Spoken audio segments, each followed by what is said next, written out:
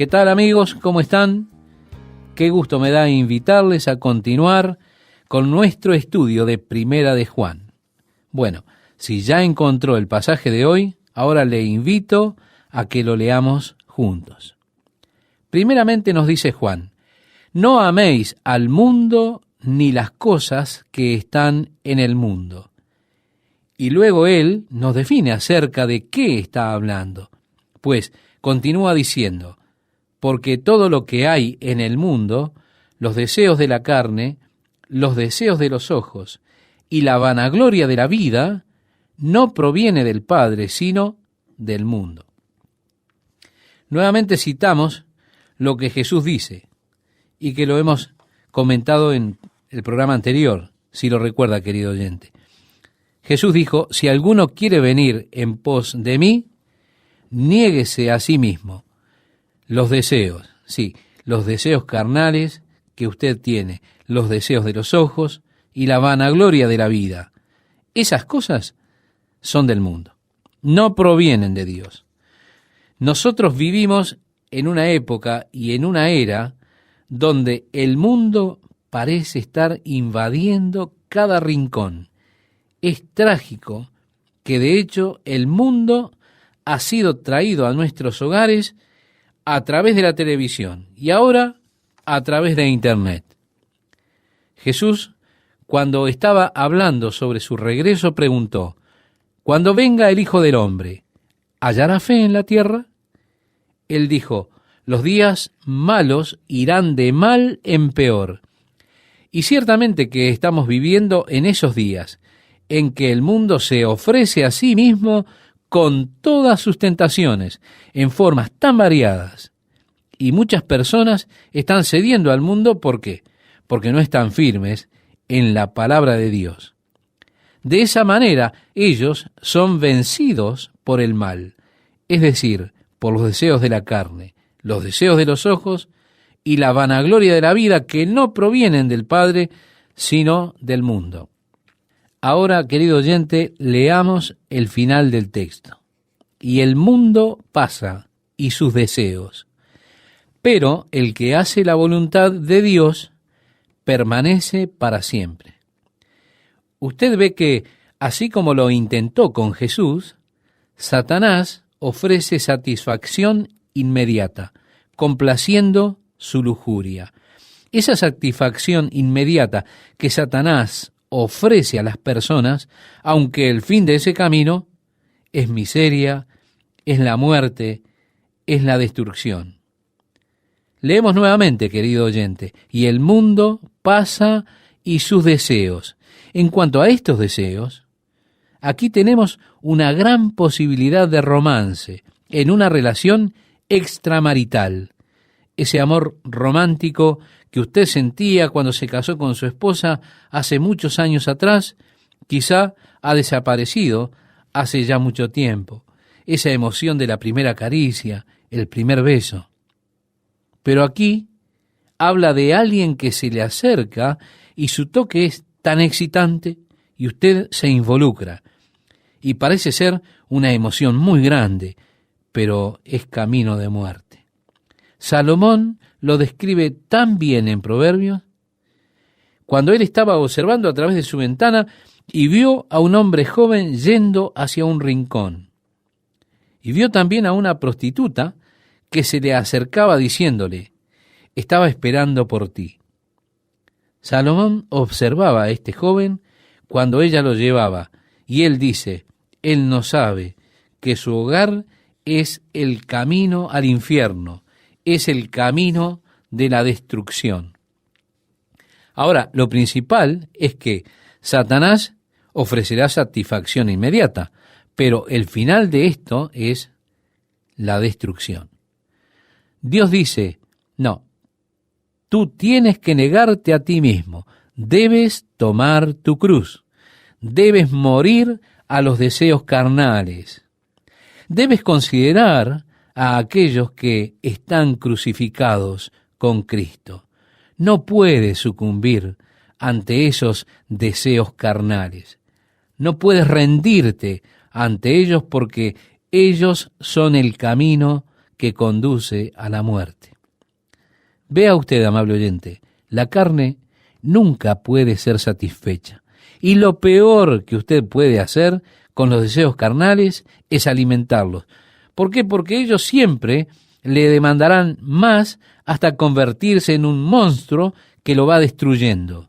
La única cura para estos deseos es no alimentarlos, es dejarlos morir. Y por eso Dios dice, tienes que negarte a ti mismo. Por el Espíritu de Dios, tienes que hacer morir lo terrenal que hay en ti para que puedas vivir.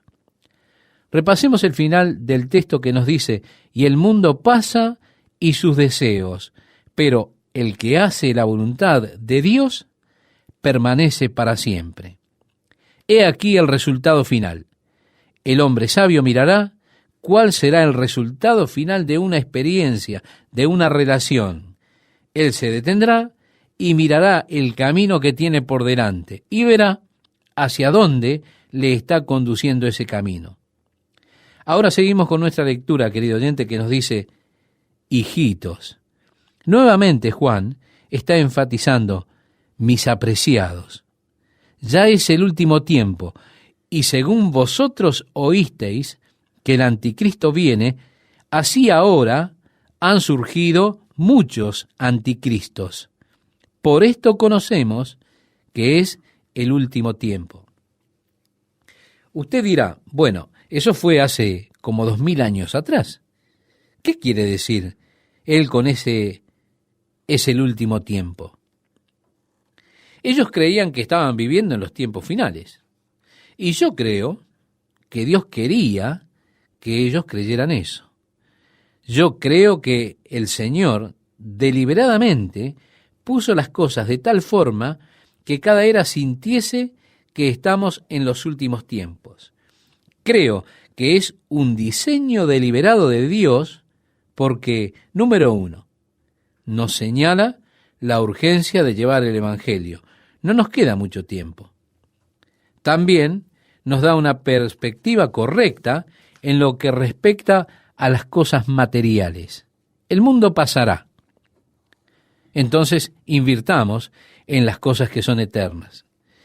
Y nos da la perspectiva apropiada sobre las cosas materiales, porque es tan fácil para nosotros quedar atrapados en el materialismo. Entonces, creer que estamos viviendo en los últimos tiempos nos da también un deseo de pureza. Yo no sé, querido oyente, cuándo regresará el Señor, pero cuando Él venga, yo quiero que Él me encuentre caminando en pureza y santidad. Y así como Juan nos dice en el capítulo 3, amados, ahora somos hijos de Dios, y aún no se ha manifestado lo que hemos de ser. Pero sabemos que cuando Él se manifieste, seremos semejantes a Él porque le veremos tal como Él es. Y todo aquel que tiene esta esperanza en Él se purifica a sí mismo, así como Él es puro. Ahora, permítame decirle esto. Eran los últimos tiempos para Juan. Él estaba ya cerca del final. Y no fue muchos meses después de esto que Juan se fue a estar con el Señor. Y en cierto sentido, cada uno de nosotros estamos viviendo nuestros últimos tiempos y no sabemos cuándo vendrá el Señor por nosotros. Creo que fue la intención de Dios que cada generación viviera con la sensación de ser la última generación, de modo que tengamos la urgencia de llevar el Evangelio a nuestra generación. Yo pienso que Dios quiere que yo crea eso. Así que Juan dice, hijitos, ya es el último tiempo. Así ahora han surgido muchos anticristos. Ciertamente, nosotros vemos el espíritu del anticristo en el mundo de hoy. Vemos cómo han tenido éxito en quitar de las escuelas de algunos países cualquier parecido con el cristianismo. vemos cómo ellos pueden libremente hablar acerca de budismo, de hinduismo, islamismo, pero cómo una simple mención de Jesucristo puede ser una amenaza. Anticristo, el espíritu del anticristo. Note que esto era en la época de Juan, y por supuesto que hoy en día va en aumento. Ahora, desafortunadamente, en cada país hay muchos anticristos, muchos que buscan liberar la mente de las personas de todo sentido de culpa, no importando lo que hayan hecho. Y ellos son bastante exitosos. Algunos oficiales de policía me han dicho que algo que siempre los sorprende es que en algunos de esos horribles crímenes que ocurren, cuando hay niños involucrados, estos niños parecen no mostrar ninguna emoción en absoluto, ni siquiera remordimiento. El espíritu del anticristo. Juan dice acerca de estos anticristos: salieron de nosotros, pero no eran de nosotros, porque si hubiesen sido de nosotros, habrían permanecido con nosotros. Eso tiene sentido. Si hubieran sido nuestros, no hay duda que ellos hubieran continuado con nosotros. Pero salieron para que se manifestase que no todos son de nosotros. Pero vosotros tenéis la unción del Santo y conocéis todas las cosas, agrega Juan. Ahora, aquí está la palabra griega eidos, cuando dice ese versículo, y conocéis todas las cosas. Esto es a través del Espíritu. Allí está ese conocimiento intuitivo, divino, que viene a nosotros desde el Espíritu Santo, hasta que yo conozco que esto es verdad. Conozco la verdad de Dios. Es implantada en mi corazón por el Espíritu Santo. Hay algunos que se han ido de nosotros. Ellos realmente no pertenecían a nosotros. Estuvieron por un tiempo. Participaron por un tiempo. Nos parecía que ellos pertenecían a nosotros, pero se fueron de nosotros. Entonces Juan dice: no os he escrito como si ignoraseis la verdad, sino porque la conocéis, y porque ninguna mentira procede de la verdad. ¿Quién es el mentiroso? Sino el que niega que Jesús es el Cristo. Este es anticristo, el que niega al Padre y al Hijo. Así que, estimado oyente, el espíritu del anticristo incluso puede darse en ambientes religiosos. La negación del Padre y del Hijo. Esto está deviniendo en la negación de la divinidad de Jesucristo. Que el Padre y el Hijo son uno. Si tú me honras, honrarás al Padre también. Si tú me miras, verás al Padre también. Ahora Juan está hablando acerca de aquellos que rechazan a Jesucristo en lo que se refiere a su deidad. Rechazar que Él es Dios. Y toda esta particular sección aquí tiene que ver con la deidad de Jesucristo y con el rechazo a esa deidad.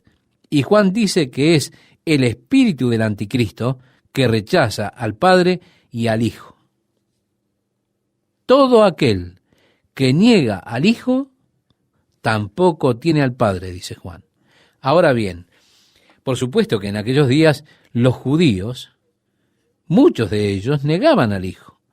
Ellos negaban que Jesús fuera el Hijo de Dios.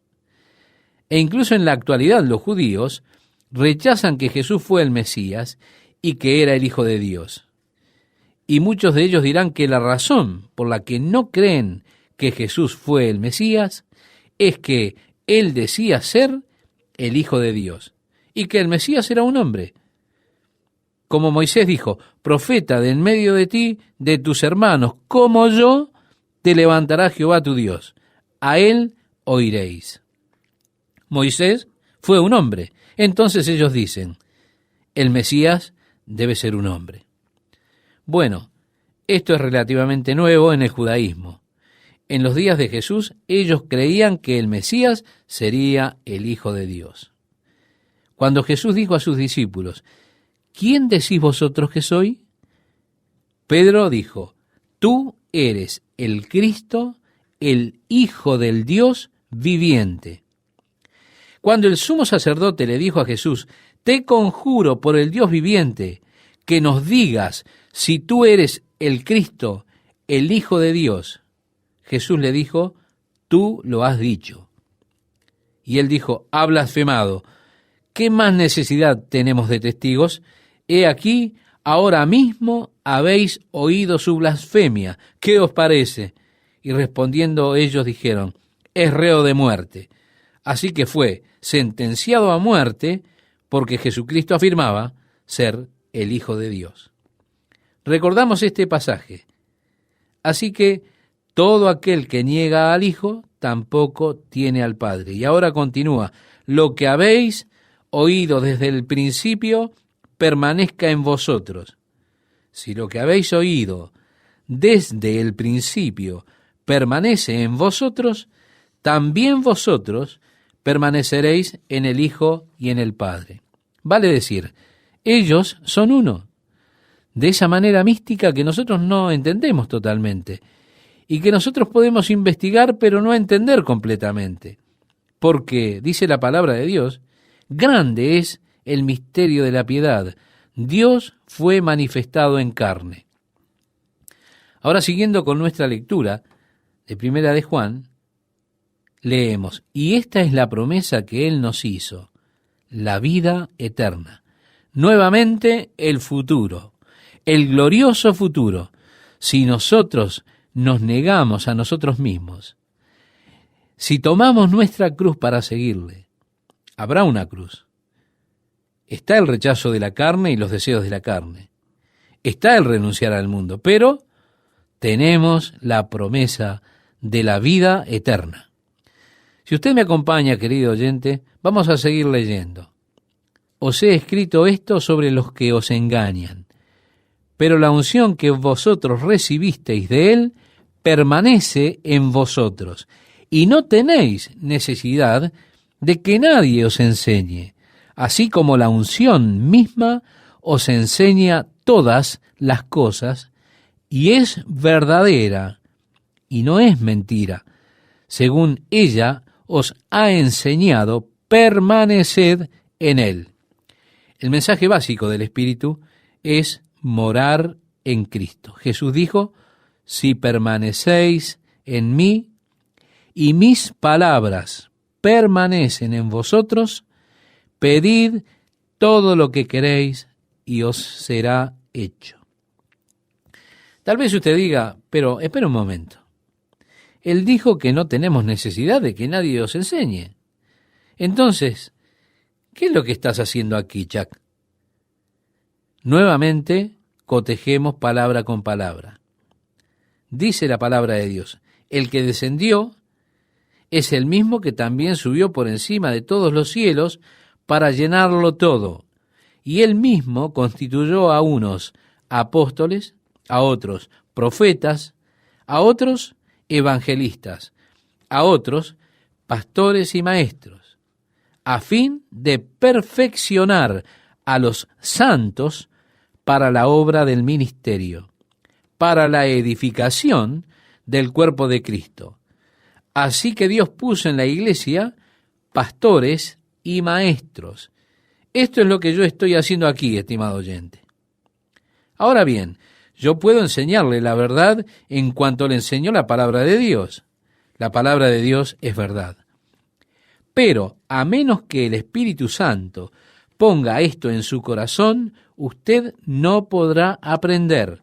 Así que el Espíritu Santo es quien toma la verdad y la aplica a su propio corazón. Habrán aquellos que están escuchando, la verdad resuena en sus corazones, los testigos, los que participan de eidos. Es decir, usted sabe, el Espíritu Santo trae la verdad a su corazón. Pero habrá otros que oigan y digan, yo no sé, de seguro yo no saco nada de esto. Así que, a menos que el Espíritu Santo realmente le enseñe y traiga la verdad, usted puede leer la verdad, usted puede oír la verdad, pero es el Espíritu quien debe aplicar esta verdad en su corazón y traerle comprensión. Seguimos con la lectura de nuestro texto, querido oyente. Y dice así: y ahora, hijitos, permaneced en él, para que cuando se manifieste tengamos confianza, para que en su venida no nos alejemos de él avergonzados. Bien, nosotros no sabemos cuándo vendrá él. En una hora que no conocemos. Él dice, él vendrá. Y le digo una cosa, hay muchas cosas que yo no quisiera estar haciendo cuando el Señor regrese. No quisiera ser avergonzado en su venida. Porque vea, de lo que usted no se da cuenta es que el Señor está con usted. Usted dice, bueno, yo fui a la iglesia y me encontré con el Señor allí. Bien, yo le digo que Él se irá a su casa con usted. Él es consciente, completamente consciente. Y lo que nosotros necesitamos más que cualquier otra cosa es esa conciencia de la presencia de Cristo con nosotros en todo momento. Así que permanezcan en Él, hijitos, para que cuando Él aparezca, sí, Señor. Jesús dijo, bienaventurado aquel siervo al cual cuando su Señor venga le halle haciendo así, es decir, haciendo la voluntad de Dios. Juan sigue diciendo, si sabéis, y este sabéis es la palabra griega eidos, es saber intuitivamente. Si sabéis que Él es justo, usted sabe, esto es el conocimiento por intuición o impartido por el Espíritu Santo. Pero agrega ahora, sabed, y este sabed es la palabra griega ginosco, que quiere decir por experiencia. Entonces leemos, sabed también que todo el que hace justicia es nacido de Él. Así que aquí usted tiene un buen contraste de las palabras griegas eidos y ginosco. Una es el conocimiento por intuición o impartido por el Espíritu y el conocimiento que viene por experiencia. Nosotros sabemos intuitivamente que Jesús es recto, pero conocemos por experiencia que todo aquel que hace lo recto es nacido de Él. Qué hermoso pasaje vamos a compartir hoy, queridos oyentes. Y yo les invito a que me acompañen en la lectura de este maravilloso pasaje que nos dice, mirad cuál amor nos ha dado el Padre para que seamos llamados hijos de Dios. Esto parece ser algo que Juan enfatiza. Es una verdad que él sentía como abrumadora. En su Evangelio nos dice que a todos los que le recibieron, esto es, los que recibieron a Jesús, les dio el poder de ser hechos hijos de Dios, a todos los que creen en su nombre. Nos dice de la conversación que Jesús tuvo con Nicodemo, en la cual Jesús le dijo, porque de tal manera amó Dios al mundo, que ha dado a su Hijo unigénito, para que todo aquel que en Él cree no se pierda, mas tenga vida eterna. Mirad cuál amor nos ha dado el Padre. El amor de Dios es tan grande, tan rico, que envió a su Hijo unigénito para que, por creer en Él, usted se convierta en hijo de Dios, adoptado en la familia de Dios y hecho un heredero de Dios y coheredero con Jesucristo. No sé si logramos captar plenamente esta verdad. El comprender esto implica como sucedió con los discípulos y los apóstoles, quedarse asombrado por ello. Pensar que Dios me amó tanto que envió a su Hijo. Dijo Jesús, nadie tiene mayor amor que este, que uno ponga su vida por sus amigos. Juan dijo en el pasaje que estamos estudiando, querido oyente, por esto el mundo no nos conoce, porque no le conoce a Él. Jesús, cuando estaba siendo crucificado, dijo, Padre, perdónalos, no saben lo que hacen. Y Juan nos dice cómo Jesús estaba hablando con los fariseos y Él les decía, si conociesen al Padre, me conocerían a mí. Pero Juan declara que ellos no le conocen a Él, y por tanto no nos conocen a nosotros, los hijos de Dios, a través de la fe en Cristo Jesús. Ellos no comprenden esto, no lo entienden. Pablo le escribía a la iglesia en Corinto, diciéndoles, pero el hombre natural no percibe las cosas que son del Espíritu de Dios, porque para él son locura y no las puede entender, porque se han de discernir espiritualmente. Es un maravilloso trabajo del Espíritu de Dios en nuestros corazones cuando Él nos da esa especie de innato conocimiento de que soy hijo de Dios. Los que naturalmente decimos, oh Padre. Y así Pablo habla del espíritu de adopción, la obra del Espíritu Santo dentro nuestro, por el cual clamamos, Abba, Padre. Mirad cuál amor nos ha dado el Padre para que seamos llamados hijos de Dios. Y esto es un enigma para el mundo. No nos conocen porque no le conocen a Él. Note que Juan prosigue diciendo, amados, ahora somos hijos de Dios. Esta es nuestra posición presente. Y luego él agrega, y aún no se ha manifestado lo que hemos de ser. Dios no nos ha revelado todas las glorias del futuro como expresa en otro lugar la palabra, pues Pablo dice, para mostrar en los siglos venideros las abundantes riquezas de su gracia en su bondad para con nosotros en Cristo Jesús. Hay un montón de cosas acerca del cielo que no sabemos. Cuando Pablo visitó el cielo y experimentó su maravilla, la gloria del cielo, dijo que sería un crimen si tratase de describir las experiencias, las cosas que él oyó.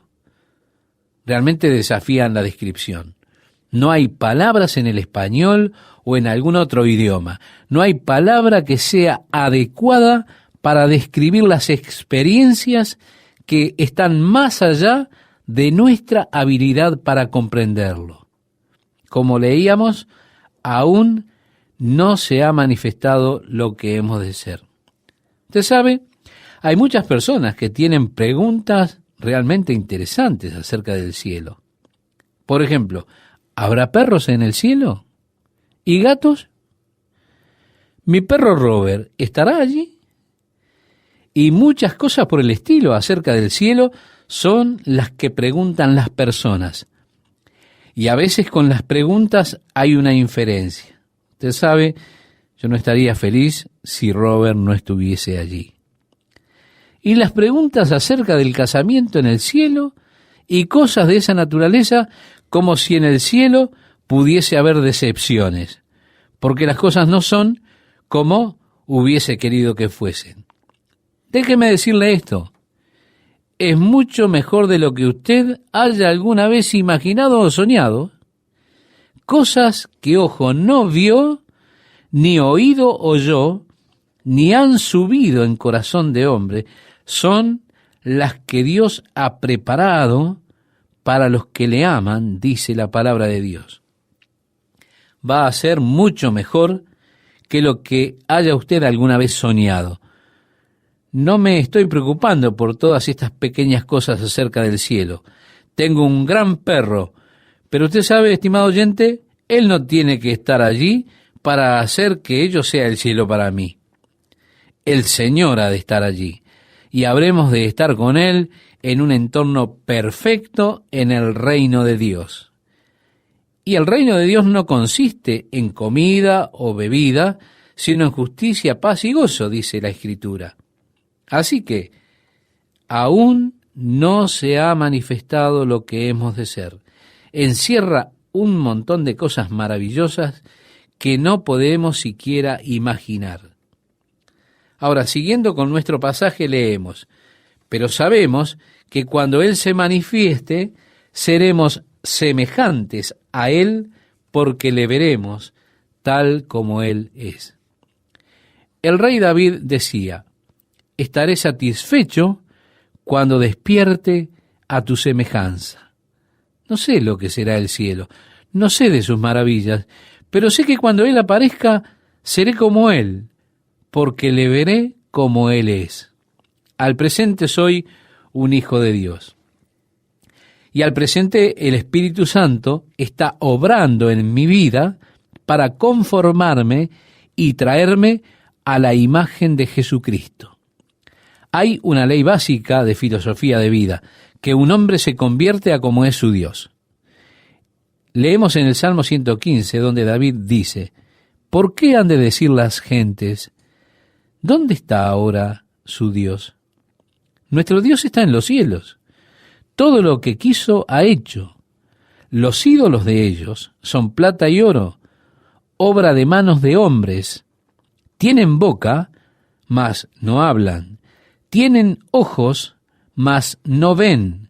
Orejas tienen, mas no oyen. Tienen narices, mas no huelen. Manos tienen, mas no palpan. Tienen pies, mas no andan, no hablan con su garganta. Pero luego David dice: semejantes a ellos son los que los hacen. Esa es una simple filosofía básica de la vida.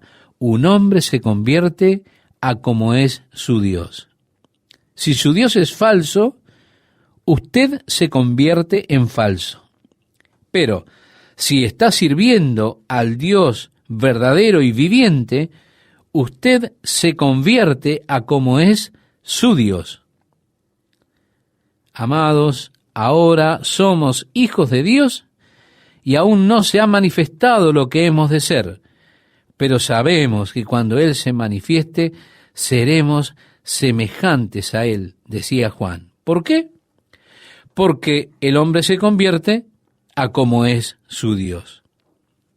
Pablo, escribiéndole a la iglesia en Corinto, les decía: mirando a cara descubierta, como en un espejo, la gloria del Señor, somos transformados de gloria en gloria en la misma imagen, como por el Espíritu del Señor. Así que ahora somos hijos de Dios. Como un hijo de Dios, entonces, Dios me conforma a la imagen de Cristo. Existe esa hermosa obra del Espíritu de Dios dentro de mi vida, que es conformarme a la imagen de Jesús. Se dice que un día le trajeron a Miguel Ángel una pieza enorme de mármol.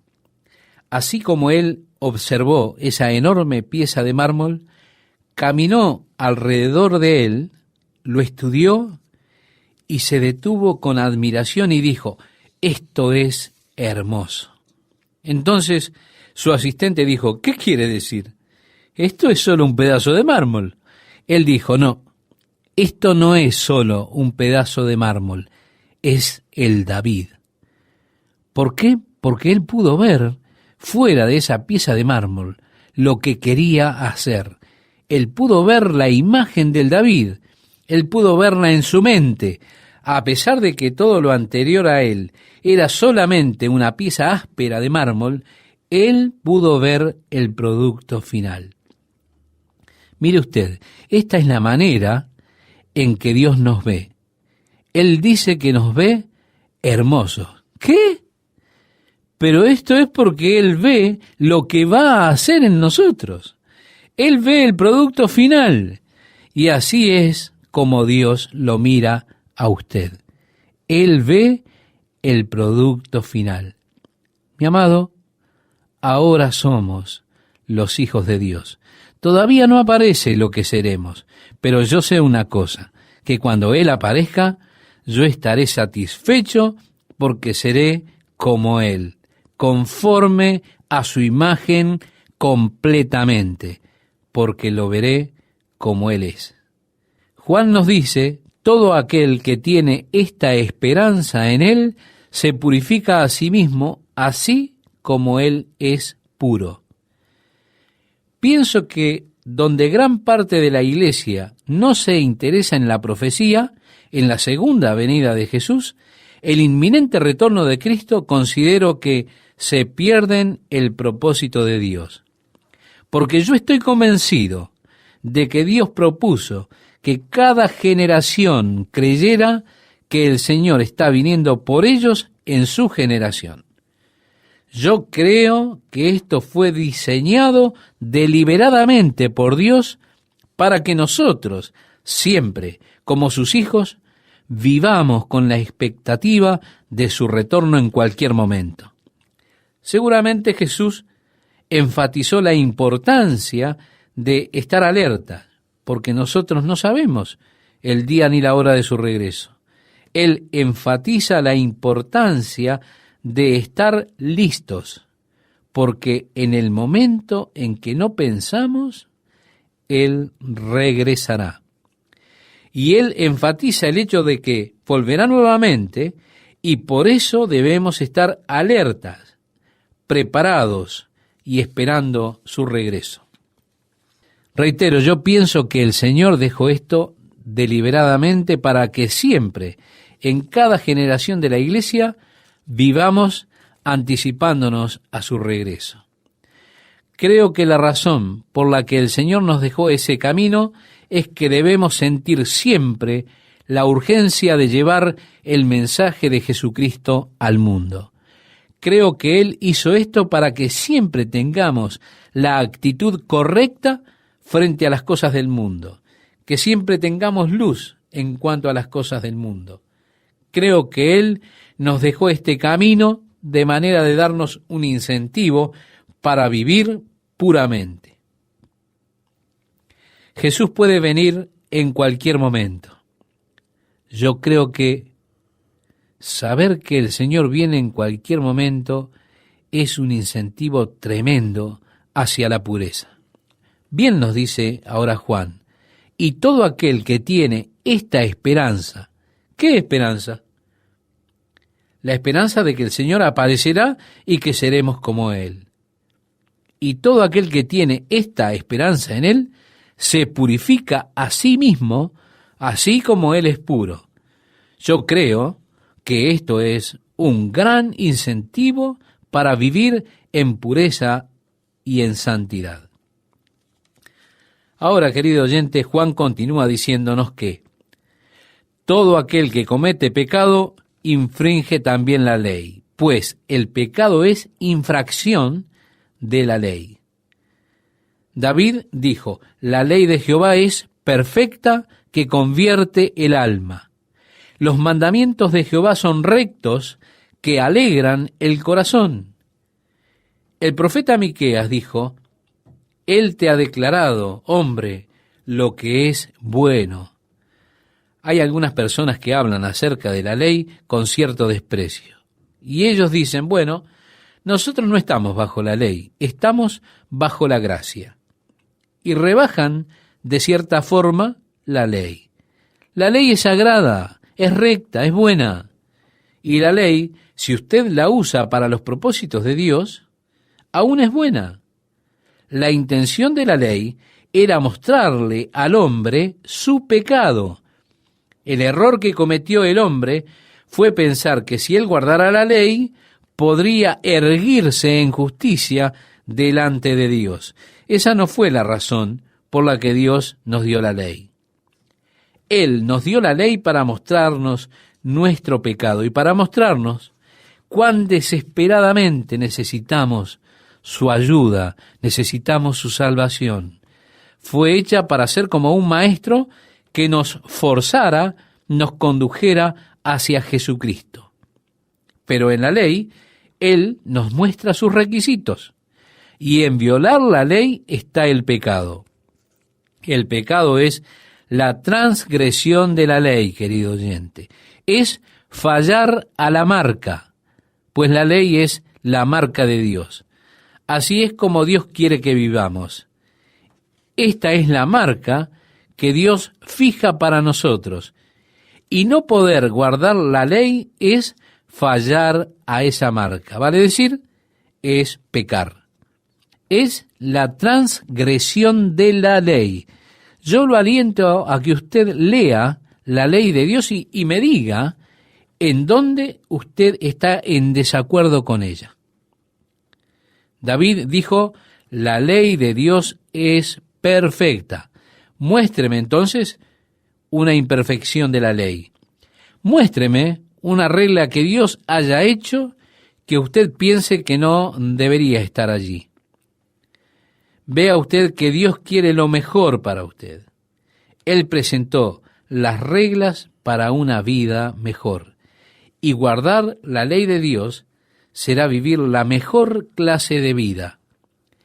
El problema es que nosotros no podemos ni pudimos. Bueno, estamos de acuerdo con eso, ¿sí? Esta es la manera en la que deseo vivir, quiero vivir, aún a pesar de mi carne. Mi espíritu incluso lo desea, pero mi carne es débil. Y entonces, la palabra de Dios dice así, todo aquel que comete pecado infringe también la ley, pues el pecado es infracción de la ley. Luego Juan continúa diciendo, y sabéis que Él apareció para quitar nuestros pecados, y no hay pecado en Él. Así que las dos cosas que sabemos son estas. Primero que nada, la razón por la que Él vino fue para quitar nuestros pecados. Eso es maravilloso. Cristo murió por los pecados del mundo. Él murió por sus pecados, querido oyente. Él vino para quitar su pecado. Él vino a brindarle a usted perdón y a limpiarlo de su pecado. Ahora, regresando al capítulo 1, Juan reconoce que si decimos que no tenemos pecado, nos engañamos a nosotros mismos y la verdad no está en nosotros. Pero si confesamos nuestros pecados, Él es fiel y justo para perdonar nuestros pecados y limpiarnos de toda maldad, porque Él vino a quitar nuestros pecados.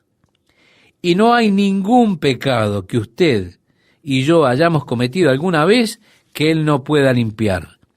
Porque el mismo Juan nos dice nuevamente en el capítulo 1, la sangre de Jesucristo, su Hijo, nos limpia de todo pecado.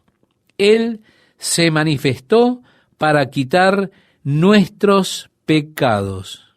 Nosotros sabemos eso, querido oyente. Y también sabemos que en Él no hay pecado. Él fue ofrecido como sacrificio por nuestros pecados. Pedro dijo, como un cordero sin mancha ni contaminación. Tal era el requerimiento de la ley. Cuando se trae un sacrificio a Dios, se tiene que traer lo mejor. No se puede traer un animal que haya sido atacado por un lobo. Dios no acepta un sacrificio que haya sido atropellado en la carretera. Él quiere lo mejor. Tiene que estar sin mancha ni contaminación. Una mancha es un defecto heredado. La contaminación es un defecto adquirido. Jesús fue sin mancha ni contaminación. Nació lejos del pecado y nunca cometió siquiera uno.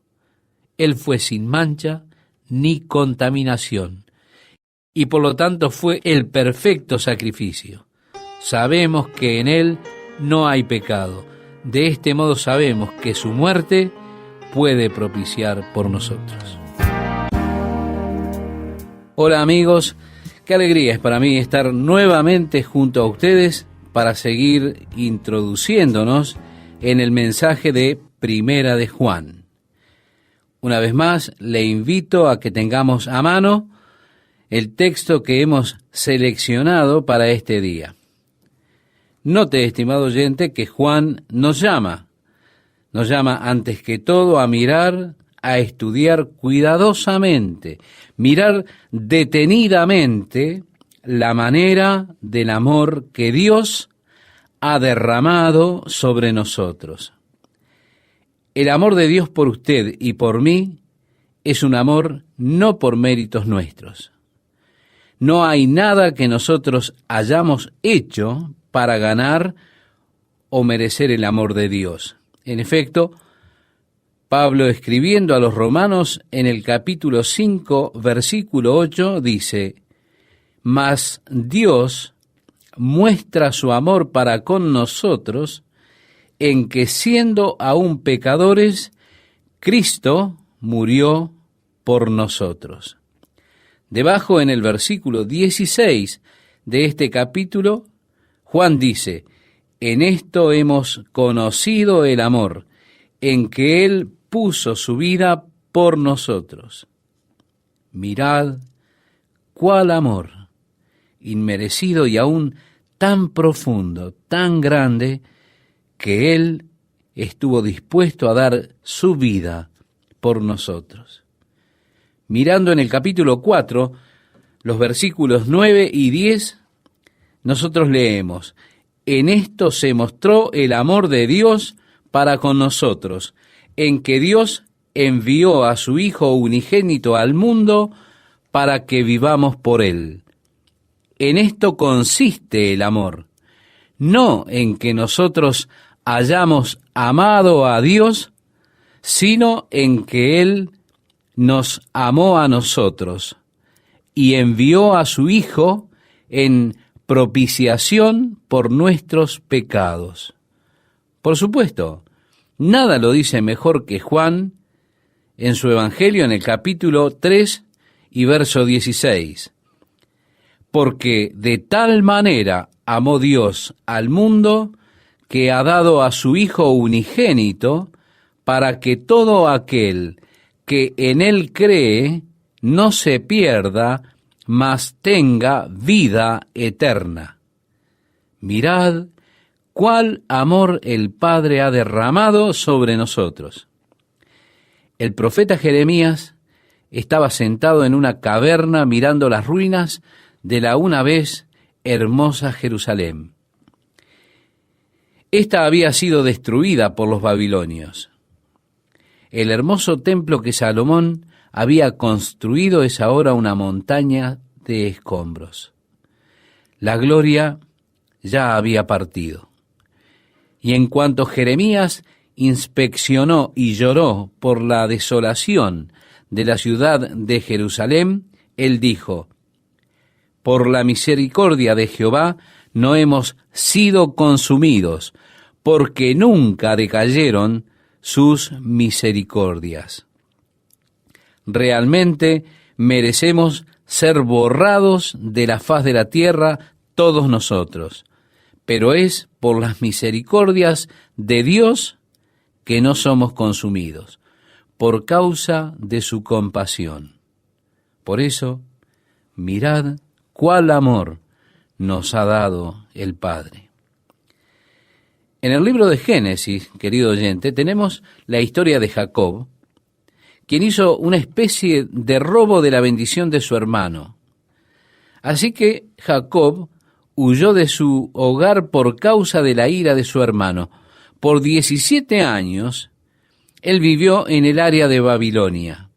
Y a causa de los problemas con su suegro y sus cuñados, él decidió que tenía que volver al hogar.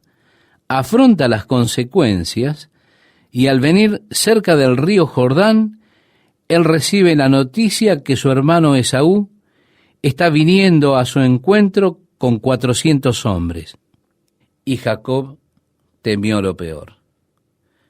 De manera que oró al Señor diciéndole: menor soy que todas las misericordias y que toda la verdad que has usado para con tu siervo, y aún así has sido tan bueno. Y así es con nosotros, querido oyente. Nosotros no somos dignos, no somos merecedores. Pero dice la palabra de Dios: mirad cuál amor nos ha dado el Padre, inmerecido amor en lo que respecta a nosotros. Note que Jacob no estaba viniendo a Dios en base a su dignidad, sino en base a la misericordia de Dios y el amor de Dios. Y somos sabios también si cuando venimos a Dios no buscamos venir en base a nuestra bondad, sino en base a su amor. Su amor es un amor que nos compele. El rey Salomón dijo en el Cantar de los Cantares: las muchas aguas no pueden apagar el amor, ni los ríos pueden ahogarlo. También dice: me llevó a la casa del banquete y su bandera sobre mí fue amor. Jeremías escribió de este amor de Dios que compele. En el capítulo 31, versículo 3, leemos: Jehová se manifestó a mí hace ya mucho tiempo, diciendo: con amor eterno te he amado, por tanto te prolongué mi misericordia.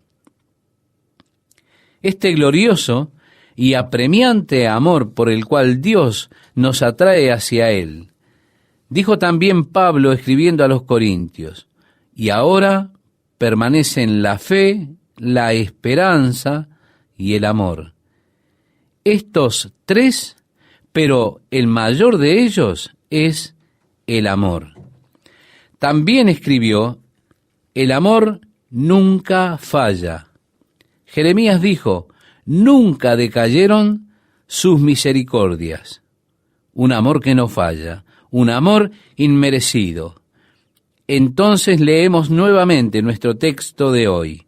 Mirad cuál amor nos ha dado el Padre.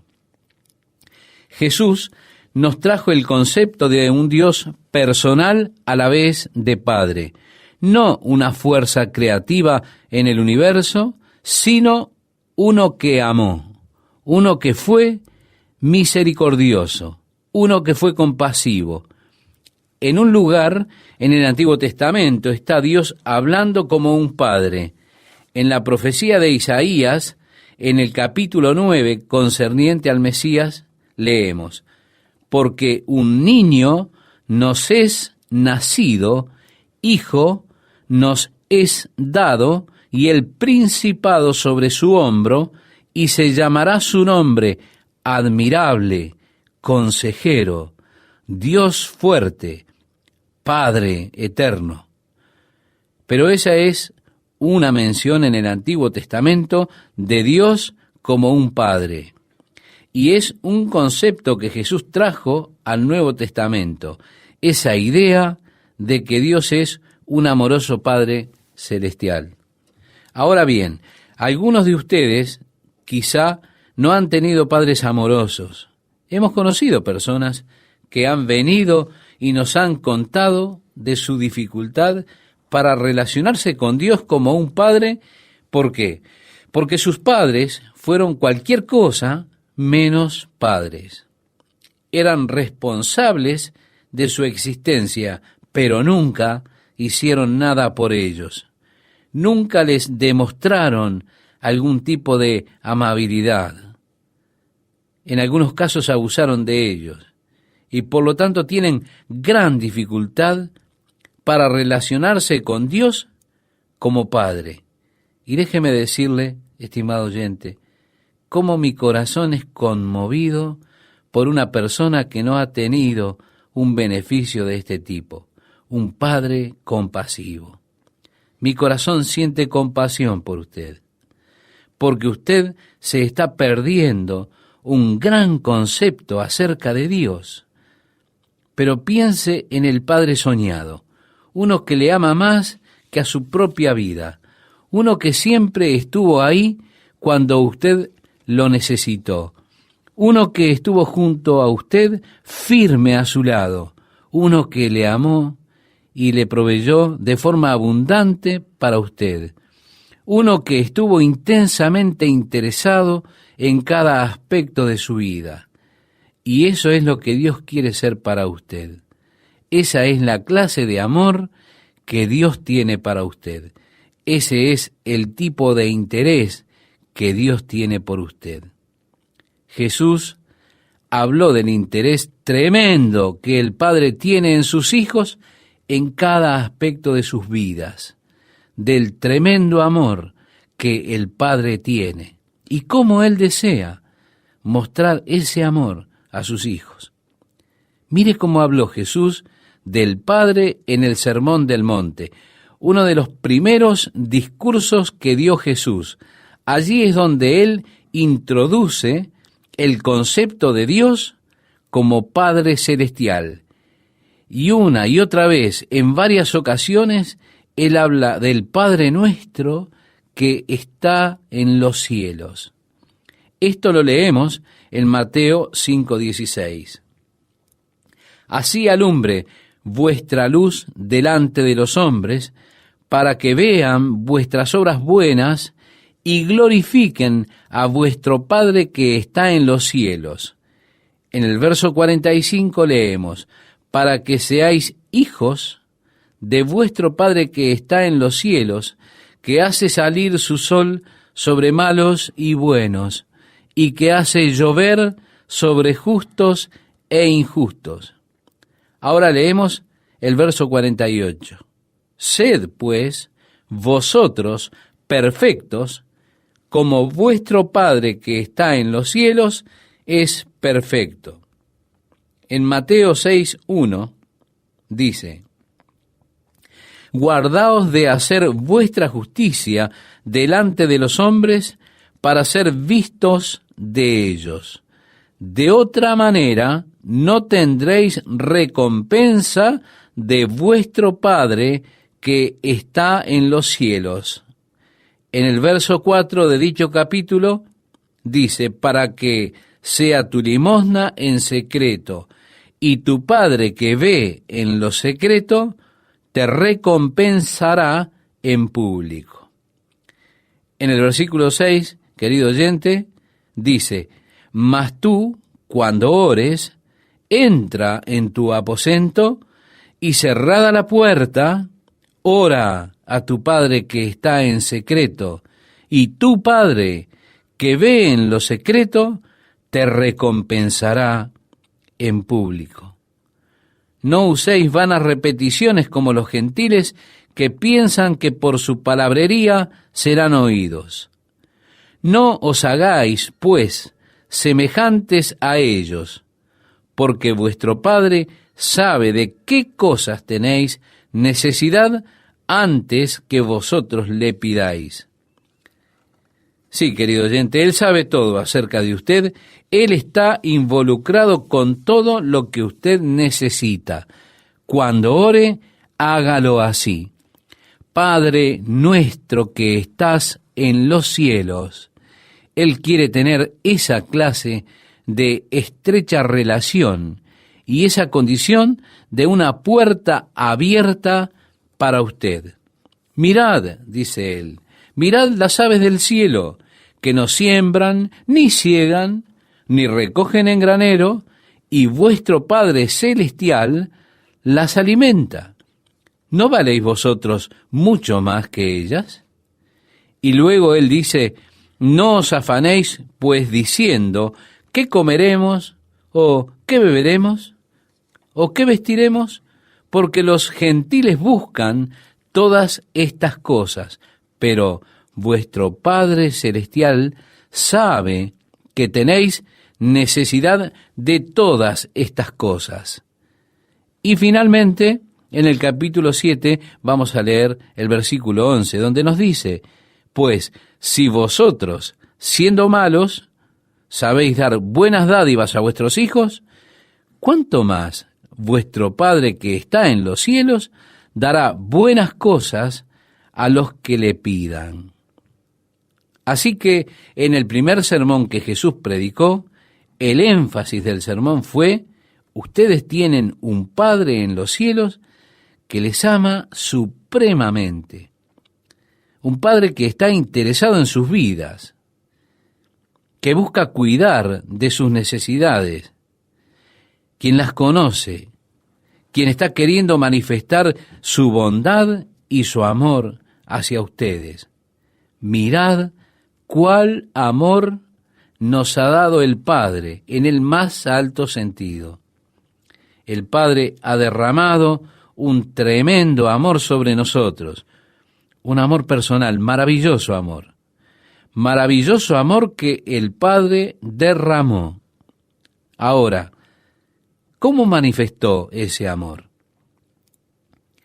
Al enviar a su Hijo unigénito para llevar nuestros pecados y morir en nuestro lugar, de manera que le podamos conocer como nuestro Padre, y así poder hacer por nosotros lo que Él estaba anhelando hacer como Padre amado. Dios muestra su amor para con nosotros, en que siendo aún pecadores, Cristo murió por nosotros. En esto consiste el amor, no en que nosotros hayamos amado a Dios, sino en que Él nos amó a nosotros y envió a su Hijo en propiciación por nuestros pecados. Ahora, el completo propósito fue que Él nos pudiera adoptar para la familia de Dios, que seamos hijos de Dios a través de la fe. Así que mirad cuál amor nos ha dado el Padre, que seamos llamados hijos de Dios. ¡Qué llamado glorioso! He sido llamado a ser un hijo de Dios. Dios ha tomado al hombre de las mayores profundidades del pecado y lo ha colocado en los lugares más altos. David dijo, y me hizo sacar del pozo de la desesperación, del lodo cenagoso. Luego puso mis pies sobre peña y enderezó mis pasos. Pablo habla de nosotros y dice que estamos sentados con Cristo en lugares celestiales. Del pozo de la desesperación, de ese horrible pozo, del lodo cenagoso, nos trasladó al lugar donde estoy sentado ahora, en los lugares celestiales con Cristo Jesús. Eso es lo que Dios desea hacer. ¿Para quién? ¿Para la gente buena? ¿Para la gente extraordinaria? ¿La gente que lo merece? No, sino para el hombre pecador. Mirad cuál amor nos ha dado el Padre, que seamos llamados hijos de Dios. Pablo, escribiéndole a la iglesia en Éfeso, les decía, en los cuales anduvisteis en otro tiempo, siguiendo la corriente de este mundo, conforme al príncipe de la potestad del aire, entre los cuales también todos nosotros vivimos en otro tiempo en los deseos de nuestra carne, haciendo la voluntad de la carne y de los pensamientos, y éramos, por naturaleza, hijos de ira, lo mismo que los demás. Ese es el pozo del cual Dios nos levantó. Y luego nos levantó para estar sentados con Cristo en los lugares celestiales, que seamos llamados hijos de Dios. Juan escribe en su Evangelio y dice, mas a todos los que le recibieron, a los que creen en su nombre, les dio potestad de ser hechos hijos de Dios, para ser fácilmente adoptados en la familia de Dios, esto es, a través de Jesucristo. Dios nos dio el regalo de ser adoptados al creer y confiar en el regalo de Dios. Somos adoptados entonces en la familia de Dios. Pablo, escribiéndole a los Gálatas, dijo, a fin de que recibiésemos la adopción de hijos. Y por cuanto sois hijos, Dios envió a vuestros corazones el espíritu de su Hijo, el cual clama, Abba, Padre. La palabra Abba es la palabra hebrea para papito, y así de cercana es la intimidad que podemos tener como hijos de Dios cuando en nuestro corazón decimos, oh Padre, oh Papito, mirad cuál amor nos ha dado el Padre, que seamos llamados hijos de Dios. Amados, ahora somos hijos de Dios, y aún no se ha manifestado lo que hemos de ser, pero sabemos que cuando Él se manifieste, seremos semejantes a Él, porque le veremos tal como Él es. Así continúa Juan en este pasaje que hemos seleccionado para este día, querido oyente. Ahora, como dijo David, seré satisfecho cuando despierte a su semejanza. Un día, sí, un día estaremos con Él. Un día pasaremos a través del velo que ellos llaman muerte, a la gloriosa luz de su presencia, para vivir con Él para siempre en su reino, descubriendo día a día, año a año, edad en edad, las riquezas de su amor, gracia y misericordia para con nosotros. Nuestro Padre Celestial nos ama mucho, querido oyente. Mirad cuál amor nos ha dado el Padre.